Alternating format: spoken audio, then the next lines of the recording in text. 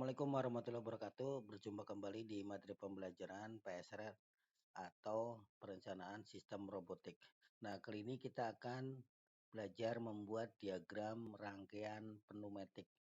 Untuk softwarenya kita menggunakan Vesto Fluid Sim. Di sini dengan menggunakan versi 3.6. Cara membukanya, buka icon shortcut yang ada di desktop Vesto Fluid Sim. Kemudian kita double klik. Kita tunggu beberapa saat sehingga software aplikasi terbuka. Dan inilah tampilan pertama dari software aplikasi Fluid Sim. Langkah pertama adalah kita akan membuat lembar kerja baru. Caranya adalah klik gambar kertas putih ini atau klik file, klik new. Itu sama saja. Dan inilah gambar baru dari lembar kerja Fluid Sim.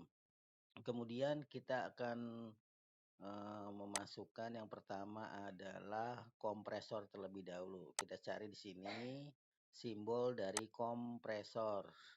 Nah, ini simbol dari kompresor yaitu compressed air supply. Double klik ini. Nah, caranya menggeser adalah klik tahan geser.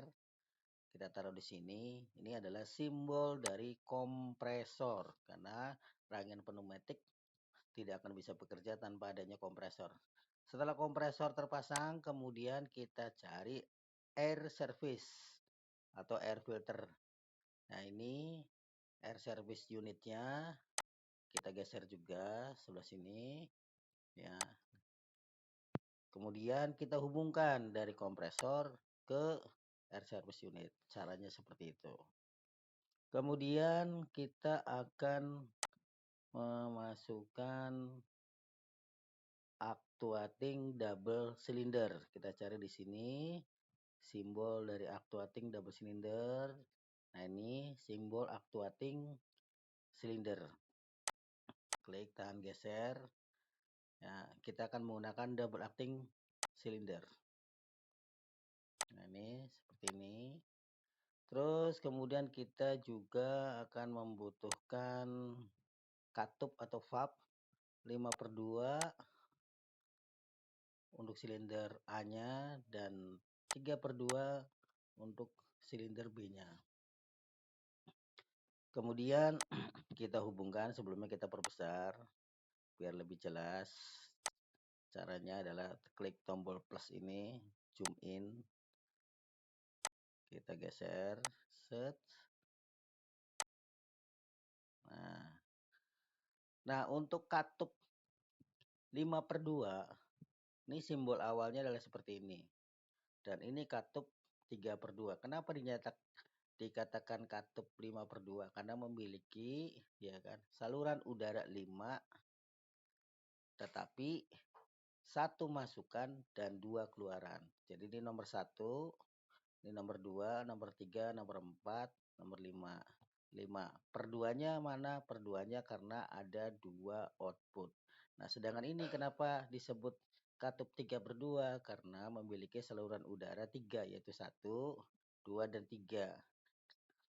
Kemudian bagaimana cara menghubungkannya? Yang pertama kita hubungkan dulu untuk katup 5/2. Caranya adalah di sini ada titik 1, titik 3, dan titik 5. Nah, kita akan menggunakan untuk input udara dari katup itu adalah kaki nomor 1.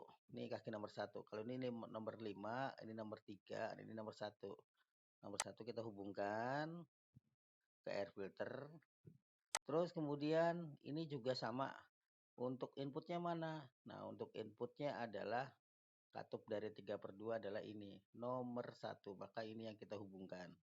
Set, hubungan ke sini. Kita paralelkan. Maka katup-katup tersebut sudah terhubung dengan air filter yang dari kompresor.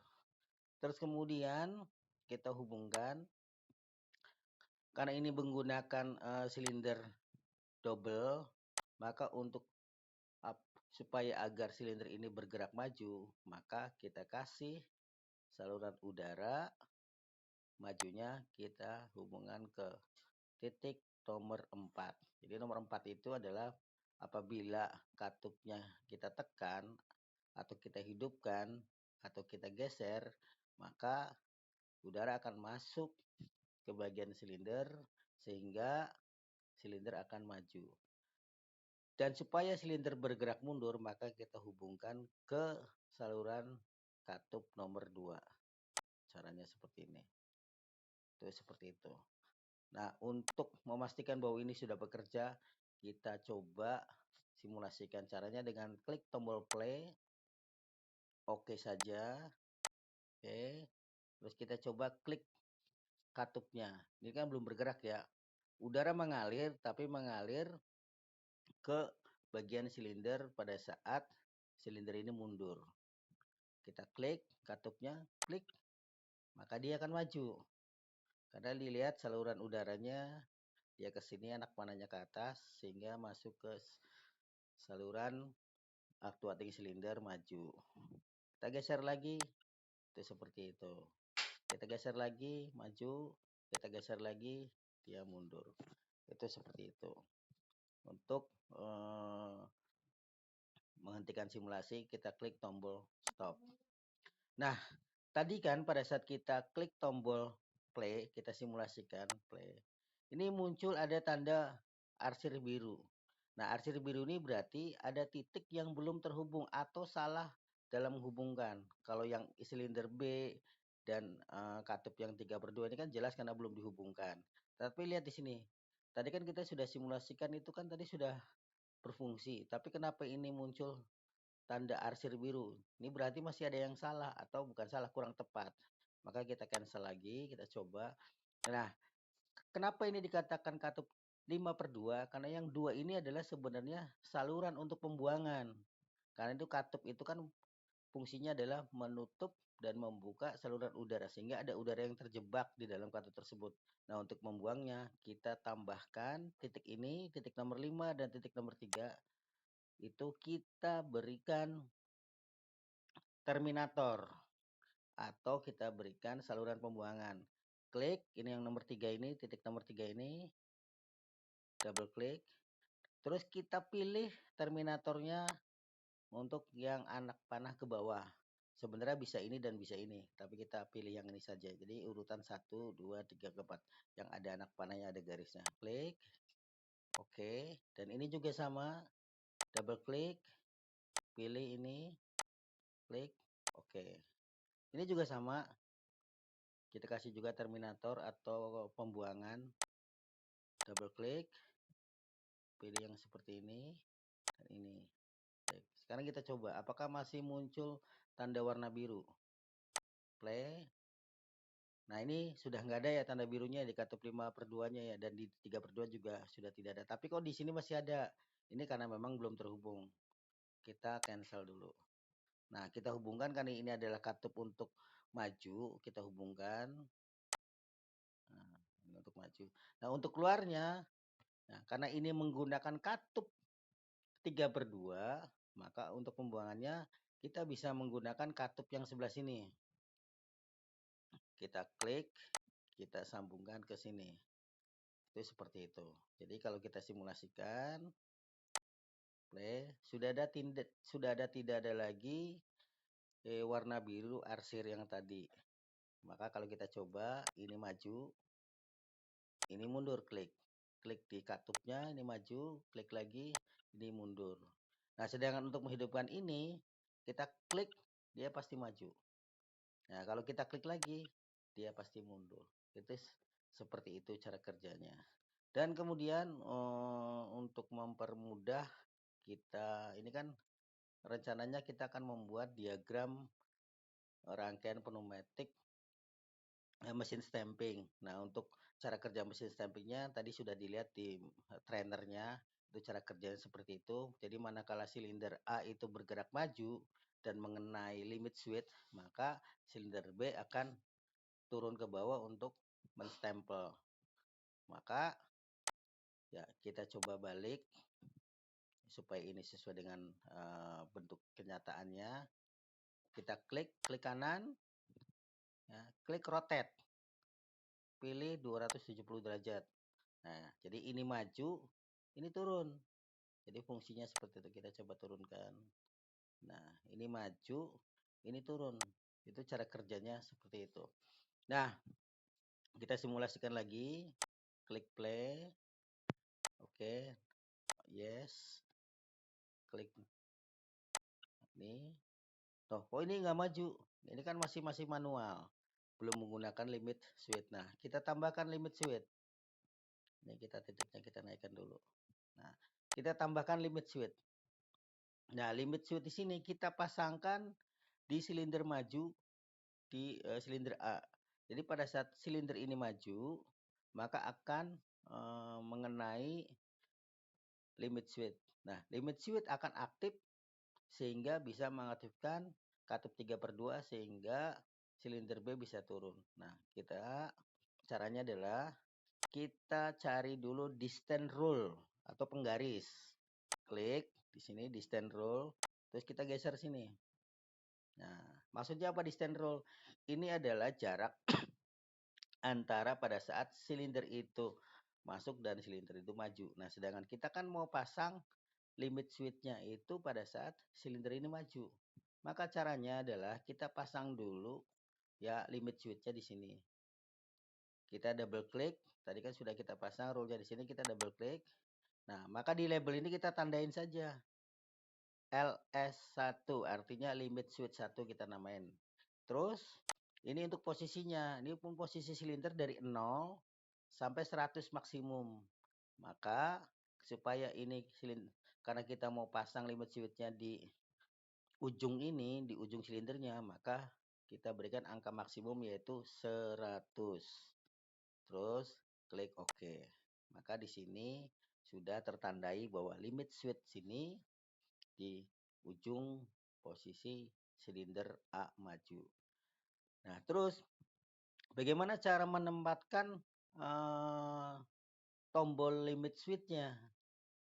Maka kan tombol limit switch ini fungsinya adalah untuk pada saat dia tertekan silinder A, maka katup ini kan bekerja. Maka sebenarnya limit switch ini adalah untuk menghidupkan katup 3/2.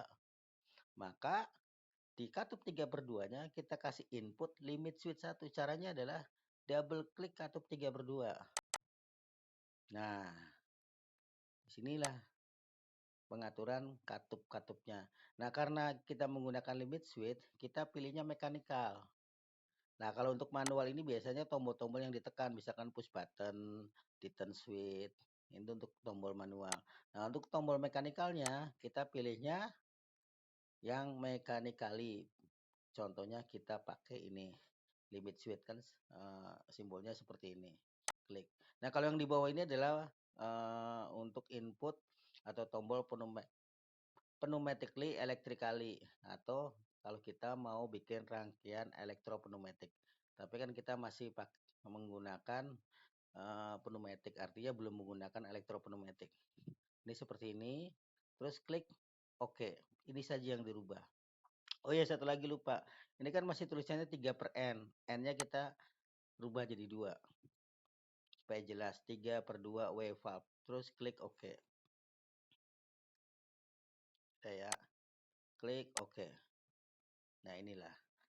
Terus supaya ini adalah limit switch dari LS1, kita limit switch ini yang terhubung dengan katup, kita kasih label. Karena ini kan labelnya LS1, maka yang ini titik limit switch ini kita double klik, terus kita kasih label LS1. Klik OK. Berarti artinya apa?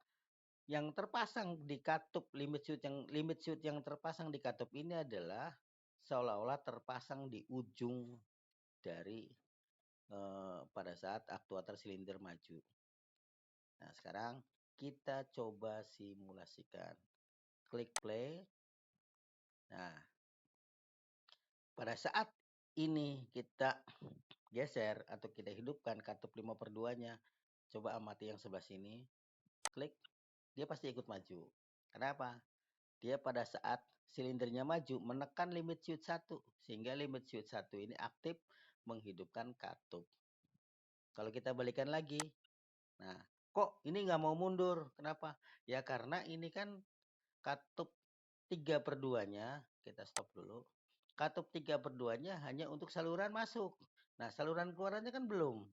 Maka caranya adalah supaya ini adalah pada saat tertekan dia hidup, silinder B-nya, dan pada saat tidak tertekan terus dia balik lagi ke posisi semula, maka katup ini kita tambahkan. Caranya double klik.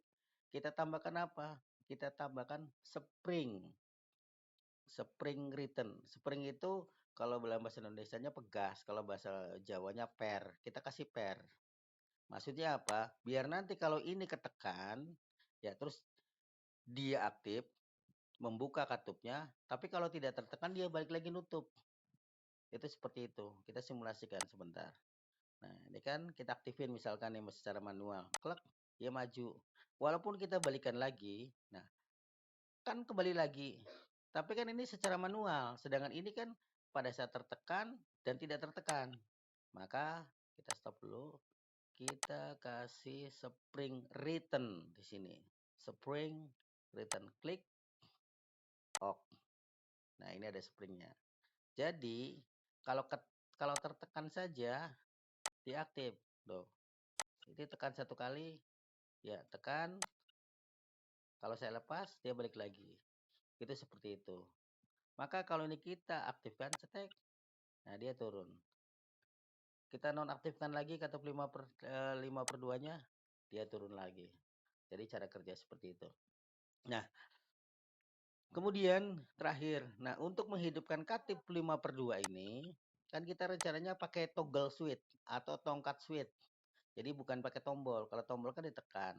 Nah, kita pakai 2 tombol toggle switch atau tongkat kecil yang kita geser ke kiri atau ke kanan. Nah, caranya adalah kita stop dulu ini simulasinya. Kita double klik. Berarti tombolnya kita pakai apa? Tombolnya kita pakai manual karena nanti digerakkan dengan menggunakan tangan. Klik, kita cari toggle switch, toggle switch. Nah, ini. Sebenarnya pakai tombol apa aja bisa ini. Ya, tapi kita coba pakai yang ini. Toggle switch. Klik OK. Sebelahnya juga jangan lupa ini kan karena 5/2. Berarti ada 2 saluran output, ini yang sebelah kiri dan ini sebelah kanannya. Kita kasih juga. Set. Kita pakai yang ini. Klik OK. Nah, ini sudah ada toggle switch-nya. Persis sesuai dengan yang ada di trainer. Jadi di trainer itu kan kita mengaktifkannya ya kan dengan menggunakan tombol tongkat atau toggle switch. Kita simulasikan. Kalau kita aktifkan, geser, dia akan bergeser. Kalau kita toggle switch yang sebelah kiri, kita geser ke kiri, maka dia turun.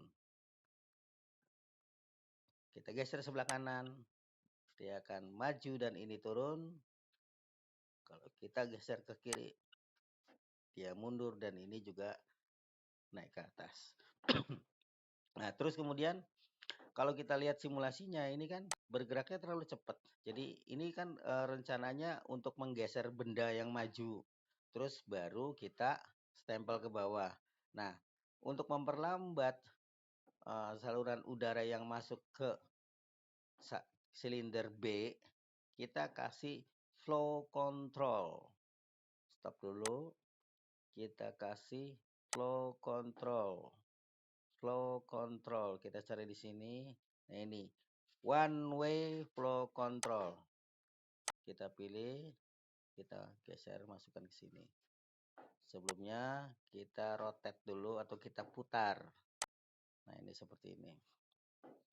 Terus yang hubungan tadi kita putus, kita sambungkan ke sini. Ya, terus kita sambungkan ke sini. Nah, ini seperti ini. Terus ini kan angka 100%, berarti udaranya akan penuh masuk ke dalam. Kita kurangi. Caranya double klik. Terus ini kurang, ini 100, kita turunkan, geser. Atau kita ketik langsung di sini juga bisa. Misalkan kita 60.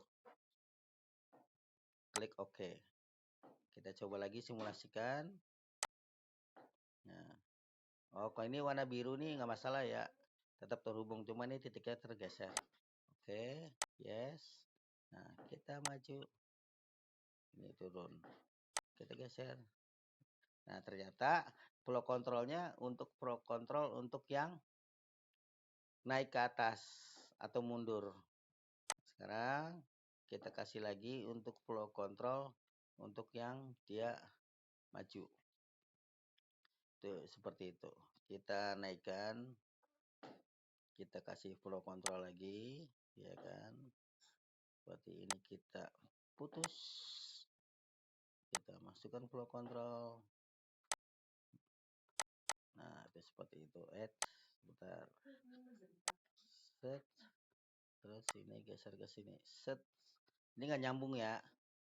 Ya, ini nggak nyambung. Nah, biar gampang begitulah. Kita simulasikan lagi. Oh, yes. Kita geser. Nah, ini turun. Kita geser lagi.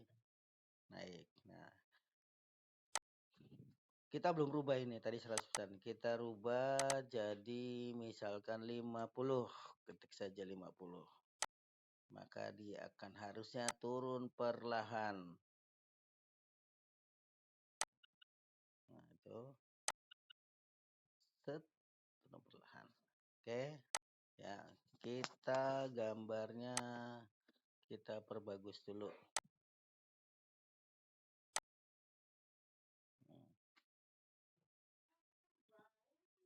Jadi ini maju.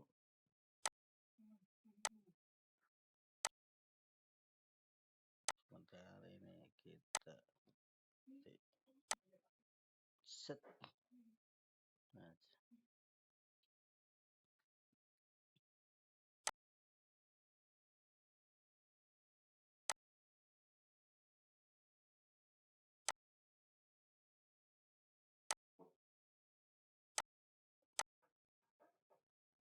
ini dikiranya nyambung. Harusnya ini nggak nyambung. Set. Nah, itu seperti itu. Set. Set. Biar gampang kita putar balik saja.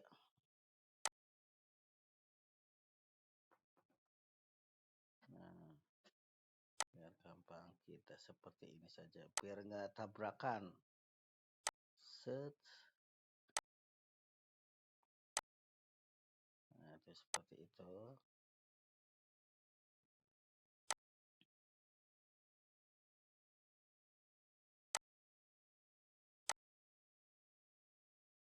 %, 50%. Kita play coba. Geser. Nah.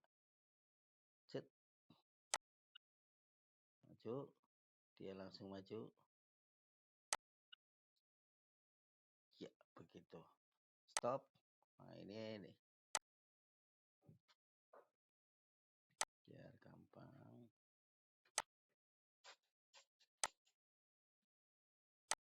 Kita rotate dulu. Nah, seperti ini. Karena ini kan one way flow control. Kalau one way flow control itu arahnya jangan sampai salah. Ini kan arahnya ke atas. Ini arahnya dari kiri ke kanan. Kita play. Turun ke bawah. Naik ke atas. Jadi untuk turun ke bawah naik ke atasnya dia pelan. Nah, kurang terlalu cepat masih. Kita rubah lagi. Jadi 50 misalkan atau 45. Oke. Kita play lagi. Nah, ini pelan turunnya. Set. Hentikan lagi. Nah, seperti itu. Ya. Silakan tugasnya dibuat seperti ini. Ya kan. Terus didemonstrasikan di trainernya. Kalau ada pertanyaan, ya kan, silakan ketik di kolom komentar. Sampai di sini. Wassalamualaikum warahmatullahi wabarakatuh.